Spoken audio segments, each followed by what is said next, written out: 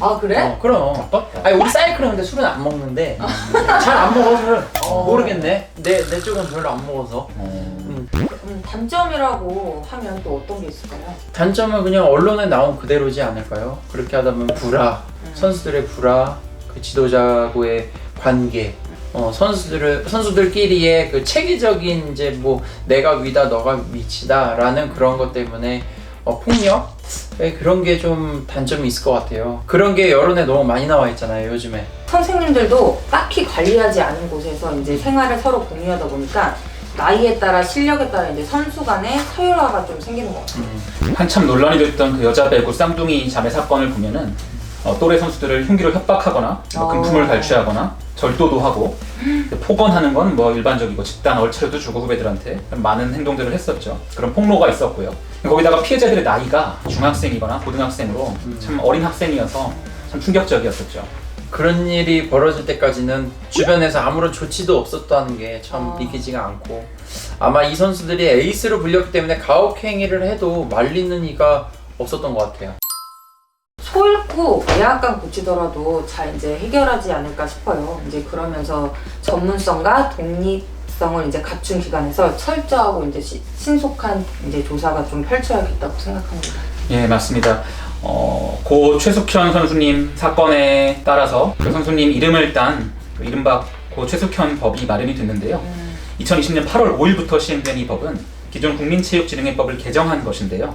체육인에게 인권침해 신고 의무를 부과하고 신고자와 피해자의 보호 조치를 강화하고 스포츠윤리센터의 조사권도 보다 강화하고 있습니다. 체육 지도자에 대한 인권 교육도 강화하고 있고요.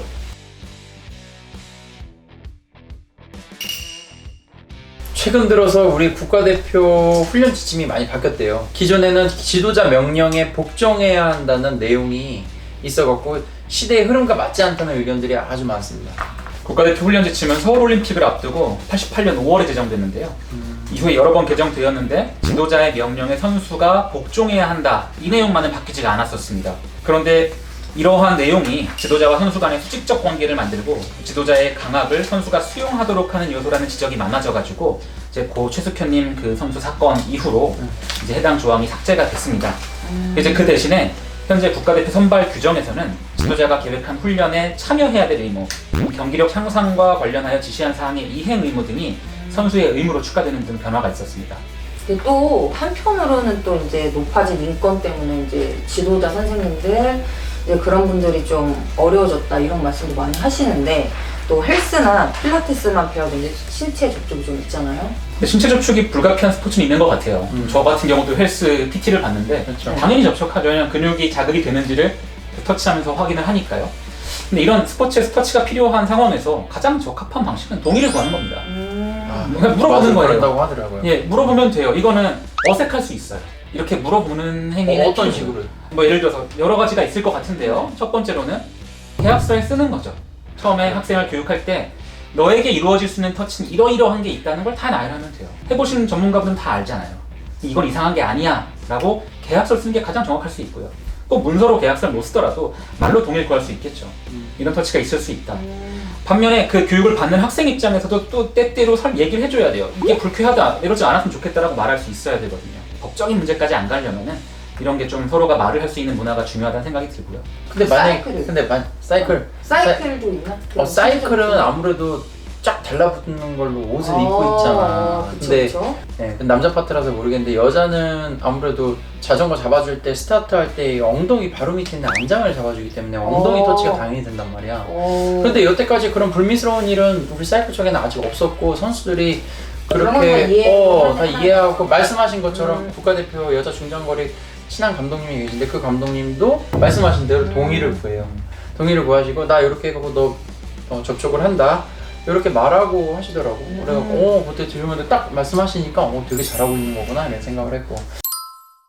이제 궁금한 게 아까 말씀하신 것처럼 동의를 하고 신체 접촉이 될 거다 네 이랬는데 내 기분 나쁘다고 신고해. 그럼 그 효력이 있어요 그거는? 폭력이랑 똑같은 거잖아. 근데 폭행량은 좀 다를 수 있습니다. 신체 네. 접촉은 말 그대로 어떤 성적인 목적으로 추행을 하는 것이 아니라 그 스포츠에 맞는 어떤 동작 교정을 위해서 동의를 한 거라면 그건 효력에 문제 없습니다.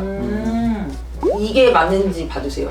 이 선수를 너무 키우고 싶어. 근데 이 선수가 말을 안 듣고 삐딱하게 굴어요.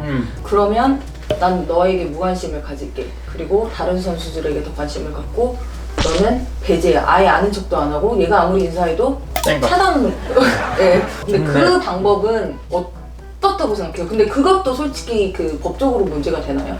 차단하는 거요? 아 차단이 아니고 무관심 쌩까는 무관심과 쌩까는 네, 쌩까는 게 맞죠. 그러니까 무시요 무시. 이런 게. 지도자로서 학생에게 피교육자에게 그런 행동을 하면 문제가 될 수 있습니다. 일종의 따돌림이 될 수 있거든요. 아 그렇지. 아니 그럴 수 근데 있다. 그것도 만약에 문제가 된다고 하면 지도자들은 도대체 어느 길로 가야 되며 어느 선수를 키워야 되며 이런 문제점이 조금 있지 않나라고 저도 생각해서. 근데 지금 말씀하신 걸 정리하면은 옵션이 두 개예요, 사실. 그러니까 두 개를 국한해서 선택을 하신 건데 폭력과 폭언을 구사해서 학생을 가르치는 방식과 무시하고 차단하는 방식 두 가지인데 교육은 두 가지만으로 이루어지진 않잖아요. 결국 아까 말씀하신 가정의 전제는 어떤 사람을 변화시키고 싶은 거잖아요. 그쵸. 있고. 높은 자리로 엘리트로 만들고 싶은 마음. 그쵸. 그거는 변화시키기 위한 방법은 아주 여러 가지가 있잖아요. 긍정적인 방식도 있고 네거티브한 방식도 분명히 있을 수 있어요. 네거티브한 방식이 반드시 폭언이나 폭력, 폭행 형사여야 하는가? 그게 아니라는 거죠, 이제는. 그러니까 저도 학생을 가르쳐 본 적이 있거든요. 똑같은 상황은 생겨요. 아, 정말 이 문제만 풀면은 너무 좋을 것 같은데 이것만 하면 어디 합격할 수 있는데 그럼 제가 그 상황에서 저도 정말 몽둥이를 들면은 더 효율적으로 할 수 있을 거라고 생각이 들 때가 있는데 그게 옳은 행동일까요? 오히려 교육자를 신뢰하지 못하게 되지 않을까? 교육자는 인격자일 수밖에 없는 거라고 생각을 해요. 그 체육계도 전 다르지 않다고 생각을 하고요. 근데 분명히 이 딜레마가 있다는 거에 대해서는 저도 인정하고 이해를 하거든요. 혹시 영화 위플래시라고 보셨나요? 천재 드러머를 가르치는 천재 교사랑 천재 드러머인 그 학생이죠. 넷플릭스 있어요? 그거는 넷플릭스는 모르겠네요. 그 안에서 아주 긴장 관계가 벌어져요. 교육을 위해서 어느 선까지 우리가 인격을 침해하는 일이 허용될 것인가가 그 영화에서 아주 첨예하게 딱 터지거든요. 근데 이제 그렇게 두 가지의 견해가 등장을 해요. 아니 왜 즐겁게 행복하게 할 수도 있는 거 아니야? 아니야. 드럼의 세계는 엄청나게 넓어. 여기서 딱 상위 이 정도 세계, 이 정도 무대에 서는 사람들에게는 그런 식으로는 안 돼. 정말 손이 찢어질 만큼 연습을 하고 혼나고 막 드럼 던지고 때리고 욕하고 이런 게 막 영화에 잘 나와요. 관객에게 보여주는 거죠, 감독이. 자, 너네가 볼 때는 어때? 이 딜레마를 어떻게 해소할 거야? 명확한 답이 있다라고까지 저도 말을 못 하겠어요. 그러나 그냥 폭행이나 폭언을 지속적으로 피해를 당한 사람들은 평생 그 상흔을 안고 가요. 그게 제일 무서운 거거든요. 그게 노년이 된다고 잊혀지질 않아요. 전 그게 제일 가슴이 아프다고 생각을 하고요. 젊었을 때 어떤 성과를 위해서 내가 평생 가져갈 마음의 짐을 만드는 게 참 아쉽다는 생각이 들고요. 물론 그 전에 법이 허용하지 않는 행동을 해서는 안 되겠죠. 긍정적인 마인드로 이 선수를 띄워주고 긍정적으로 막 해줘. 근데 그걸 또 당연하다는 듯이 이용하는 선수들이 있을 수 얘 마음의 상처 많이 당했네. 아니 마음의 상처 아니고 이게 근데 나는 뭔지 진짜 알아. 예를 들어 제 친구가 네. 고등학교 코치거든요. 그냥 얘네들한테 조금이나마 운동을 이제 열심히 가르치고 싶고 이런데 조금이나 운동을 많이 시키거나 뭔가 심하게 이렇게 하면 그냥 그만둔다는 거예요. 아 많지. 고등학교 애들은 그러면서 난 다른 애들 건도. 진심으로 가르치고 싶은데 좀만 뭐라고 하면 부모님한테 전화해서 신고한다. 아 사이코도 그래. 진짜 지도자 하기다 너무 싫다 힘들다 하지만 난 이때까지 내 인생을 펜싱밖에 안 했기 때문에 계속 아이들을 가르치고 싶다 이렇게 얘기하는데 저 진짜 너무 마음이 아팠어요. 지금 말씀하신 현상이 지금 사회에 다 있어요. 아. 옛날에는 판사들이 밤새서 일했거든요. 네. 검사들도 밤새 일했어요. 요즘 안 그래요. 네. 제 또래 판사들, 제 또래 검사들만 해도 적당히 시간 되면 퇴근해요. 옛날 그럼 이제 나이 드신 분들은 막 혀를 차죠. 아니 판사가 밤새 판결문 써가지고 해야지. 아니 이런 사회적 권위가 있는데 요즘엔 증인신문 하다가요 6시 되면은 갑자기 이런 말 해도 되나?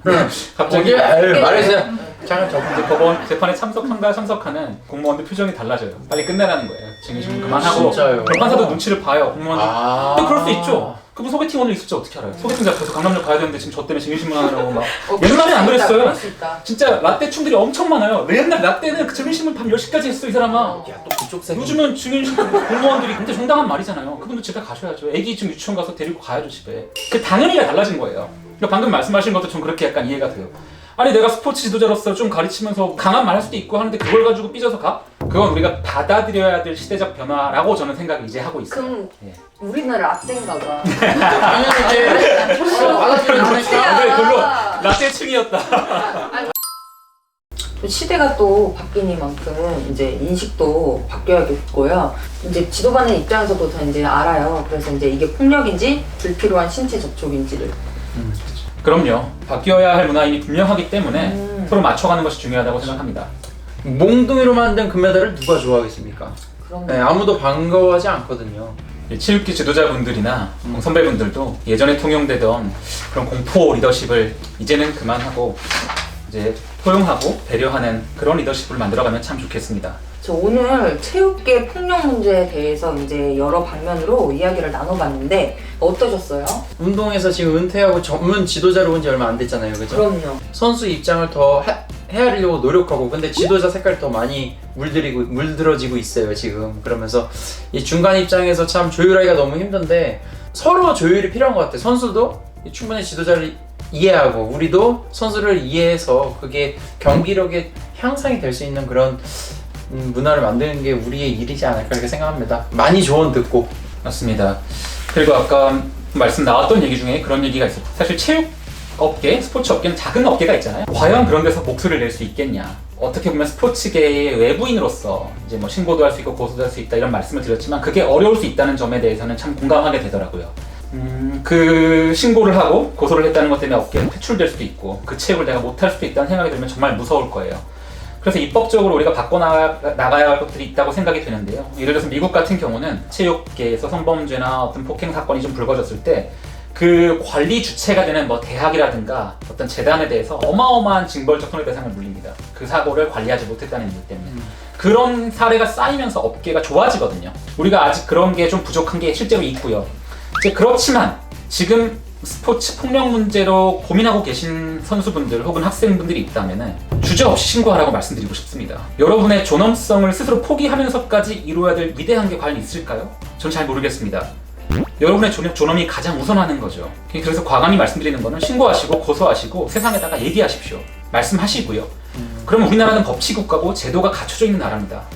저는 변호사로서 늘 그 제도가 구현되는 걸 직접 보죠. 일반인들은 못 보죠. 저는 나쁜 사람이 처벌당하는 걸 늘 봅니다. 믿으십시오. 신뢰하시고요. 신고하시고 목소리 내시기를 꼭 기원드리겠습니다. 이야, 좋은 말이다. 지도자는 근데 신고할 필요 없어요? 있죠? 있어요? 지도자분도 억울한 일 당하시면 신고해야죠, 당연히. 이제 모든 체육인들이 폭력을 저지르는 것이 아니라는 점 다시 한번 생각해 주셨으면 좋겠고요. 그리고 폭력은 스포츠 꿈나무에게 물려줘야 할 자랑스러운 유산이 아님을 명심했으면 좋겠습니다. 자, 그럼 구독, 좋아요, 알림 설정 부탁드립니다. 스자레가 오늘의 주제는 비인기 종목의 품격 있는 반란입니다. 어떻게 하면 비인기 종목을 품격 있는 반란을 깨할 수 있는지 대해 이야기를 해보려고 합니다. 엘리트뿐만이 아니라 생활체육 저변을 넓히겠다. 좋죠. 이걸 가지고 시작은 했는데 아니 근데 잘 나가다 그냥 쭉 가시게.